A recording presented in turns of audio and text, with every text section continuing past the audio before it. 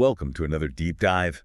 Today we're going to be tackling something that you requested, the fascinating world of self-deception and hypocrisy. Oh, yeah. And you've given us some really interesting sources on this. And so today our goal is going to be to help you extract the key insights, see what this all means for you, and help you connect the dots between these two, kind of slippery concepts.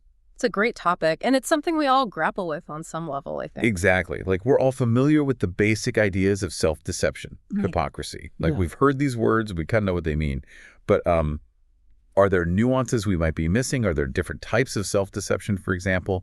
And how can we tell the difference between, like, harmless self-soothing and the truly harmful kind? That's a key distinction. Self-deception exists on a spectrum, and on one end you have those little white lies we tell ourselves to make life a bit more palatable, like that extra slice of cake won't hurt. But on the other end, you have deep-seated denial that can have serious consequences. Think about the person who refuses to acknowledge a health problem, or the partner who stays in an abusive relationship because they're clinging to a false hope. So how do we know when that line gets crossed? When does that inner conflict go from normal human fallibility into true self-deception? That's where things get interesting. The source material suggests that one way to recognize harmful self-deception is to look at the consequences. Okay. Is the self-deception leading to destructive behaviors? Right. Is it harming yourself or others? Is it preventing you from living in accordance with your values? Okay, so consequences are a red flag. But what about the underlying motivations? We talked earlier about cognitive dissonance, that mental discomfort we feel when we hold conflicting beliefs. Could you elaborate on that a bit more? Absolutely. Cognitive dissonance is a powerful driver of self-deception. Our brains crave consistency. When our beliefs clash with our actions, it creates a state of tension that we instinctively try to resolve. And one way to do that is to simply change our beliefs. So instead of changing our behavior, we twist our thinking to make ourselves feel better. Precisely. The source material delves into some fascinating studies that show how we selectively filter information, pay attention to evidence that confirms our existing beliefs, and downplay or ignore evidence that contradicts them. It's like we're creating our own echo chambers inside our heads. Exactly. And that's where the connection to hypocrisy comes in. Right. Once we've convinced ourselves of a certain narrative, even if it's based on self-deception, it becomes much easier to justify actions that are inconsistent with our stated values. So that classic disconnect between words and deeds, is that always a sign of conscious hypocrisy, or can it sometimes stem from a more subconscious form of self-deception? That's a great question. I think it can be both. Sometimes we're fully aware of the inconsistency between our words and actions, but we choose to rationalize it away. But in other cases, the self-deception runs so deep that we're genuinely unaware of the hypocrisy. Wow. That's a scary thought, like not even recognizing our own hypocrisy. The source material also mentions the ego's role in all of this. Yes, our ego plays a significant role in self-deception. Yeah. It's constantly trying to protect our self-image, even if that means distorting reality. So it's not just about vanity, it's a defense mechanism. Exactly. Our ego wants to shield us from painful truths about ourselves. Right. It would rather believe a comfortable lie than face an uncomfortable reality. This is especially true when it comes to acknowledging our own flaws and shortcomings. So you're suggesting that our ego isn't just about vanity. It's also a defense mechanism, a way to protect ourselves from the harsh realities we might not be ready to face. That's a great way to put it. And the more fragile our ego, the more likely we are to engage in self-deception. Right. It's a vicious cycle. Like, we deceive ourselves to protect our ego, but that deception only makes our ego more fragile in the long run. Precisely.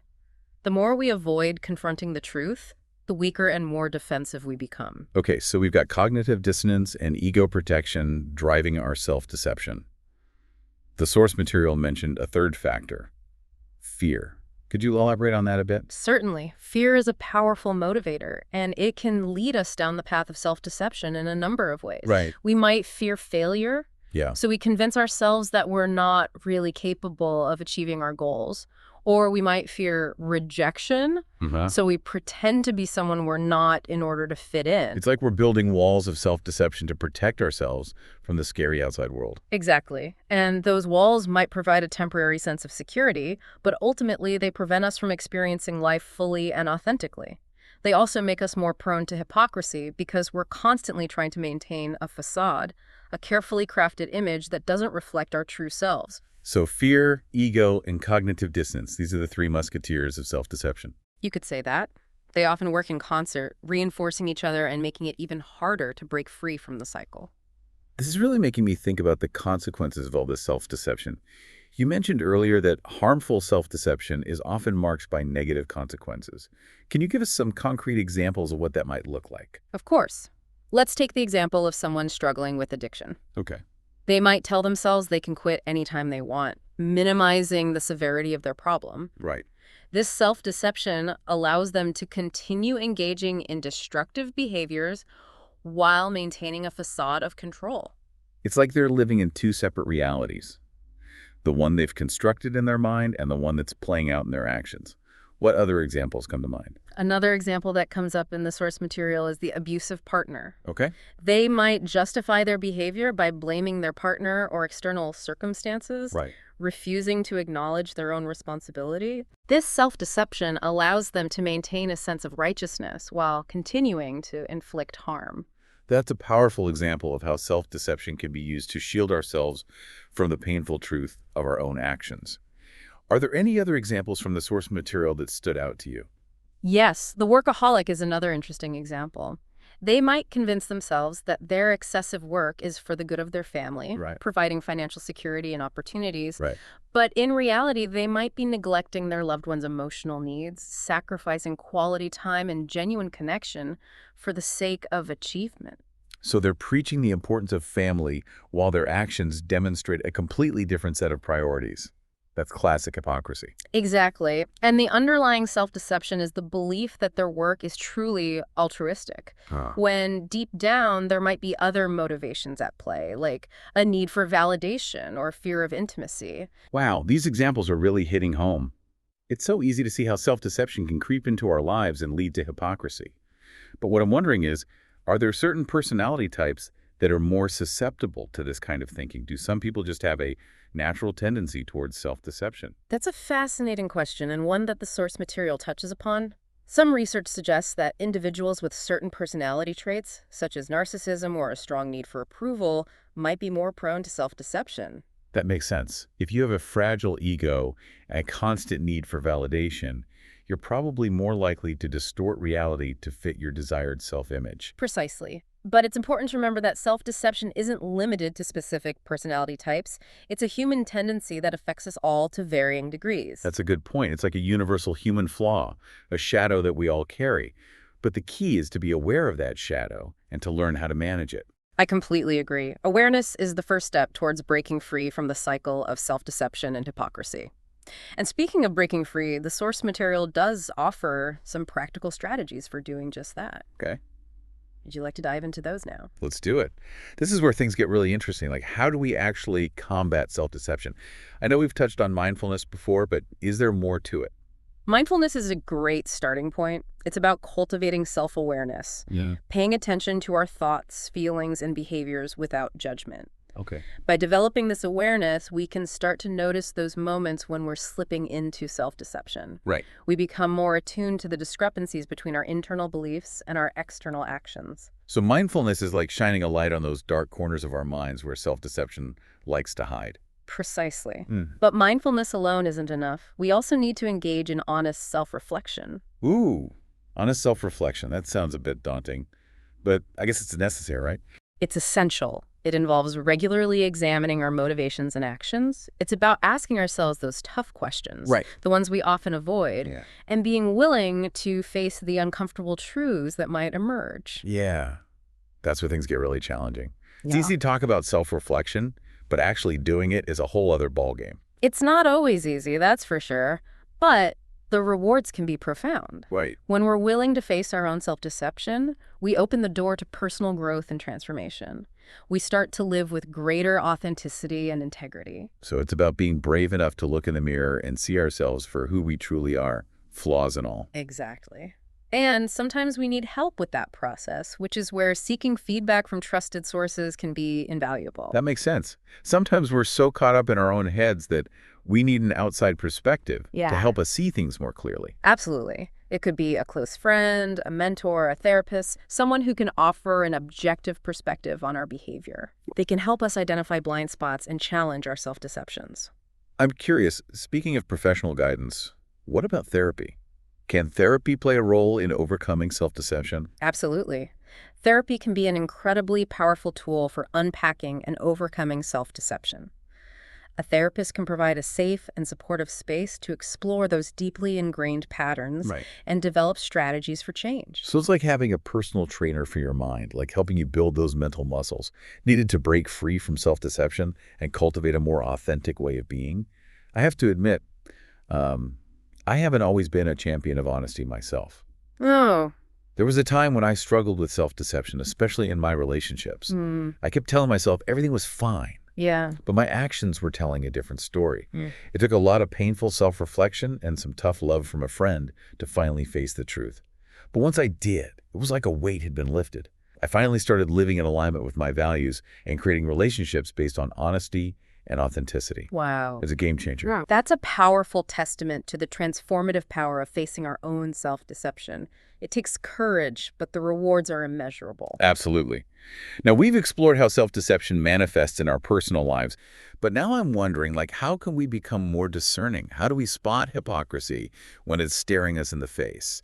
And what do we do about it, both internally and when we see it in others? Well, first, let's remember that recognizing hypocrisy in others often starts with recognizing it in ourselves. Right. The source material emphasizes self-awareness as a crucial first step. Okay.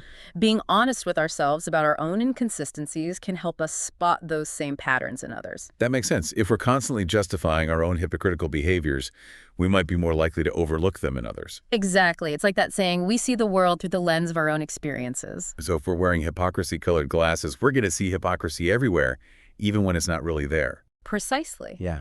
That's why cultivating self-awareness is so important. The more attuned we are to our own inconsistencies, the more discerning we become when observing the behavior of others. But even with heightened self-awareness, recognizing hypocrisy in others can still be tricky, right? People are complex. Sometimes what looks like hypocrisy might just be a misunderstanding or a difference in values. You're absolutely right. It's important to approach these situations with a degree of nuance and humility. The sources remind us to avoid jumping to conclusions or making assumptions about people's intentions. So how do we strike that balance between being discerning and avoiding judgment? What are some practical tips for recognizing hypocrisy in others without turning into the hypocrisy police? The sources suggest focusing on actions, not just words. Okay. Look for consistency between what people say and what they do. Right. Pay attention to patterns of behavior over time rather than isolated incidents. So it's not about catching someone in a single hypocritical act. It's about observing their overall conduct, seeing if their actions consistently match their words. Exactly. And remember, it's not always about blatant contradictions. Yeah. Sometimes hypocrisy manifests in more subtle ways. Right. It might be a disconnect between someone's stated values and their priorities, or a tendency to make exceptions for themselves that they wouldn't extend to others. Those double standards. We're all guilty of those sometimes, aren't we? We are. It's human nature to want to see ourselves in a favorable light, even if that means bending the rules a bit. But when those double standards become a consistent pattern, it's a sign that hypocrisy might be at play. Okay. That's a good reminder for all of us. But even when we recognize hypocrisy in others, it can be challenging to know what to do about it. Do we call them out? Ignore it? Walk away? That's where things get tricky. There's no one-size-fits-all answer. Right. It depends on the situation, the relationship, and your own comfort level. Okay. The source material suggests a few different approaches, ranging from direct confrontation to gentle nudges to setting boundaries. So let's unpack those a bit. When is direct confrontation appropriate, and how do you do it effectively? Direct confrontation can be effective when dealing with someone who is open to feedback and willing to engage in honest self-reflection. It's important to approach these conversations with compassion and a genuine desire to help, rather than with judgment or accusation. So it's about saying something like, hey, I've noticed this disconnect between what you say and what you do. Is that something you're aware of? Exactly. Framing it as an observation or a question can be less threatening than an outright accusation. Right. But what about those situations where direct confrontation isn't appropriate or likely to be effective? What are some alternative approaches? The source material highlights the importance of setting boundaries. Okay. Sometimes the best way to deal with hypocrisy is to limit your exposure to it. Right. This might involve distancing yourself from the person, reducing contact, or refusing to engage in conversations that reinforce their hypocritical beliefs. So it's about protecting your own energy and well-being. Hmm. You can't control how others behave, but you can control how much you allow their behavior to affect you.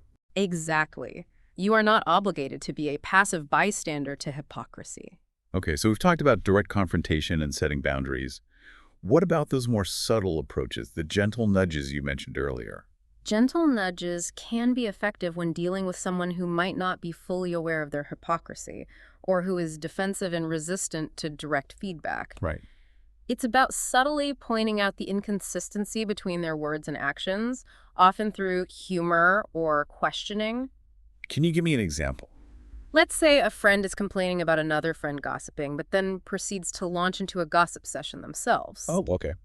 You might gently point out the irony by saying something like, "Wait, isn't that kind of gossiping too?" Or, "I thought we were against gossiping." Ah, I see what you mean. It's about holding up a mirror without being confrontational. Exactly.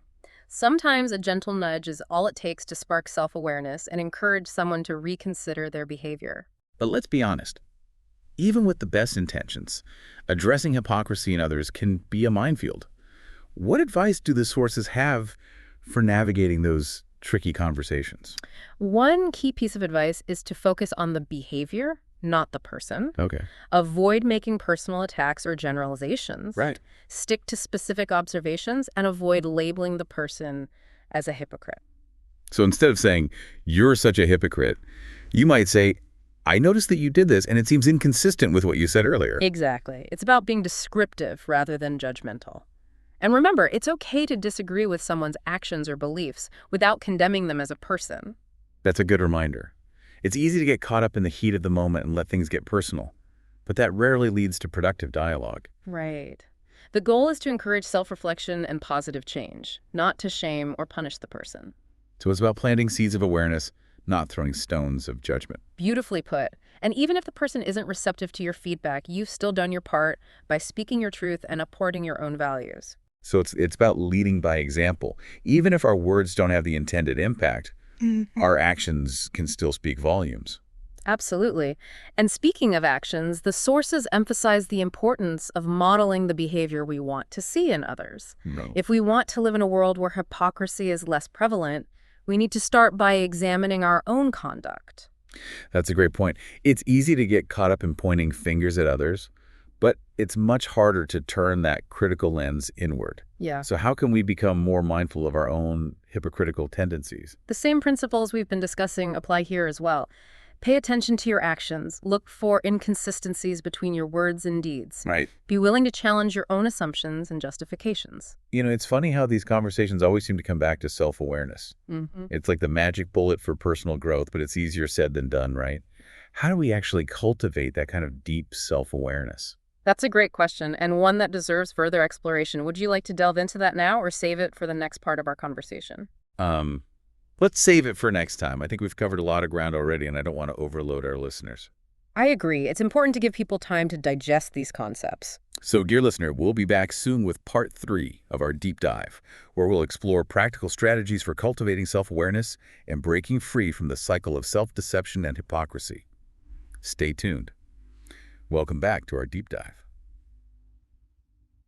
You know, the last part we were talking about how to spot hypocrisy in ourselves and others, and I realized something. What's that? Well, we were talking about actions speaking louder than words, right? But I realized that sometimes even our actions can be a form of self-deception, a way of fooling ourselves and others. Yeah, that's an insightful observation. The source material touches on that very idea. It suggests that sometimes we engage in what's called moral licensing. We do something good, and it gives us permission to slack off in other areas. Oh, interesting. Yeah. So it's like, I'm a great recycler, so it's okay if I indulge in, those imported mangoes from halfway across the world. Exactly. Or someone might volunteer at a soup kitchen once a month and then feel justified in ignoring the plight of homeless people they encounter on a daily basis. So even our good deeds can be a form of self-deception, a way of maintaining a positive self-image without actually addressing the root causes of our hypocrisy. Precisely. The source material emphasizes that true integrity goes beyond isolated acts of goodness. It's about aligning our actions with our values in a consistent and sustainable way. Okay. I'm also curious about the impact of self-deception and hypocrisy on a larger scale. You mentioned we'd be exploring this back in part 1. Yes. So let's shift our focus now and consider the societal implications. Yeah. What happens when these behaviors become widespread in society? That's a great question, and it takes us into some pretty thought-provoking territory. When self-deception and hypocrisy permeate a society, it can erode trust, undermine institutions, and fuel social unrest. It's like a slow-acting poison, weakening the fabric of society from within. Exactly. Let's start with trust. When people consistently encounter hypocrisy, especially from those in positions of power, it breeds cynicism and distrust. Makes sense. Like, if our leaders aren't walking the talk, why should we trust anything they say? Exactly. Like, it seems like the foundation of our social contract just crumbles. Exactly. And this erosion of trust can have a ripple effect across various aspects of society. It can undermine the credibility of institutions like government, media, and even religious organizations. Almost like a domino effect. Like one institution after another losing its footing as people question their motives and actions. And this loss of faith can lead to a decline in civic engagement. People become disillusioned and disengaged, feeling like their voices don't matter or that the system is rigged against them. Right. Create a sense of apathy, hopelessness. And ultimately, I could see how that could fuel social unrest. You're hitting on a crucial point. When people feel like they're not being heard or that their concerns are being ignored, it can lead to protests. Right. Uprisings and even revolutions. Wow. So the consequences of widespread self-deception and hypocrisy can be pretty dire. But let's not end on a pessimistic note. The source material does offer some hope, right? It does. It emphasizes the importance of fostering a culture of honesty, integrity, and accountability. Right. These values are the antidotes to the poison of self-deception and hypocrisy. But how do we actually cultivate those values on a societal level? It seems like such a daunting task. It's certainly not easy, but the source material suggests that it starts with individual accountability. Okay. Each of us has a responsibility to examine our own behaviors, challenge our own self-deceptions, and hold ourselves accountable for living in alignment with our values. It's like Gandhi's famous quote, "Be the change you wish to see in the world." Exactly. Change starts with us. And as more and more individuals embrace these values, it creates a ripple effect that can transform our communities and eventually our society as a whole. So it's about creating a critical mass of integrity. Enough people living authentically to tip the scales in favor of honesty and transparency. That's a great way to put it. And it's not just about individual actions. It's about creating systems and structures that promote accountability and discourage self-deception and hypocrisy. So what might those systems look like? Like, give me some examples. Well, one example would be promoting transparency in government and corporations, making information accessible, encouraging whistleblowers to come forward, and holding those in power accountable for their actions can go a long way in creating a more honest and ethical society. That makes sense. Sunlight is the best disinfectant, as they say. Exactly. Another important step is promoting media literacy, helping people critically evaluate information, recognize biases, and discern truth from falsehood is crucial in combating the spread of misinformation and propaganda, which often rely on self-deception and hypocrisy. So it's about empowering individuals to think for themselves and not just blindly accept what they're told. Precisely. And finally, it's about creating a culture that values authenticity and vulnerability over perfectionism and image management.